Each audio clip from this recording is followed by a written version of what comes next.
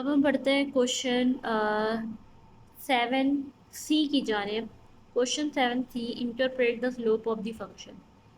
सी part में हमने मालूम नहीं करना, जस्ट इंटरप्रेट करना है the slope of the function. कि स्लोप ऑफ द फंक्शन क्या है, यानी कि स्लोप फंक्शन को इंटरप्रेट करना है। फर्दर देखते हैं कि स्लोप फंक्शन को हम किस तरह इंटरप्रेट कर सकते हैं। तो हमारे पास यहाँ पे मौजूद है कि अगर ये हमने सपोज किया खुद से कि अगर क्योंकि हमें इंटरप्रिटेशन करनी है स्लोप की, तो इसके अकॉर्डिंग हमने यहाँ पे खुद से ही एज्यूम किया कि अगर हमारी जो प्राइस है वो फर्दर इंक्रीज़ करती है, 37.14 से भी इंक्रीज़ कर जाती है, 50 हो जाती है, तो हमारी क्वांटिटी डिमांड कितनी होगी, ये हमने खुद एज्यूम किया हुआ है। और अगर आप चाहें तो आप ना भी करें, चल जाएगा, आपने लेकिन इंटरप्रिटेशन इसकी देनी है, क्योंकि हमारी इंटरप्रिटेशन इसी के बेस पर होगी। इसलिए हमने यहाँ पर पी को सपोज कर लिया कि पी की फर्दर वैल्यूज बढ़ रही है, $50 हो गई है, तो क्वांटिटी डिमांड क्या होगी।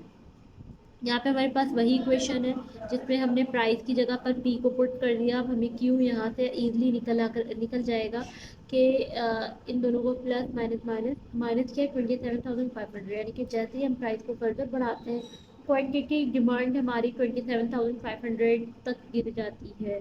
और इसकी इंटरप्रिटेशन हम किस तरीके से करेंगे कि इफ़ प्राइस इज़ 20, अगर प्राइस थी 20 तो 80,000 हमारे पास जो है वो क्वांटिटी थी। जब प्राइस हमारी जो है वो डिक्रीज़ हुई 62,500 से, जब हमारी प्राइस जो है वो डिक्रीज़ हुई 30, प्राइस इंक्रीज़ हुई 30 पर गई, तो डिमांड हमारी डिक्रीज़ हो गई 62,500 से।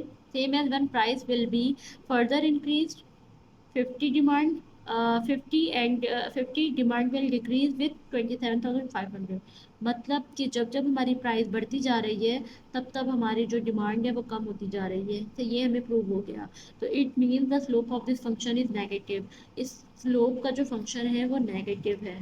जैसे ही हमारे पास यानी कि इसकी इंटरप्रिटेशन हम इजली ये कह सकते हैं कि अगर हम $1 इंक्रीज़ करते हैं प्राइस में, तो डिमांड हमारी डिक्रीज़ होती है 1750 यूनिट्स, यानी कि स्लोप हमारा क्या था, 1750 हमारा स्लोप का एम था।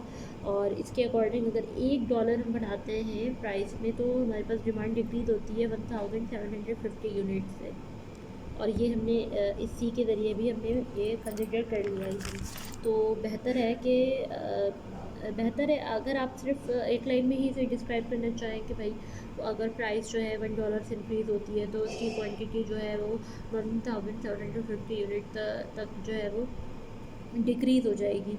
वरना तो आप अगर फर्दर इसे इस तरह से सॉल्व करना चाहते हैं और मुकम्मल इंटरप्रिटेशन करना चाहते हैं, तो आप इस तरह कर सकते हैं।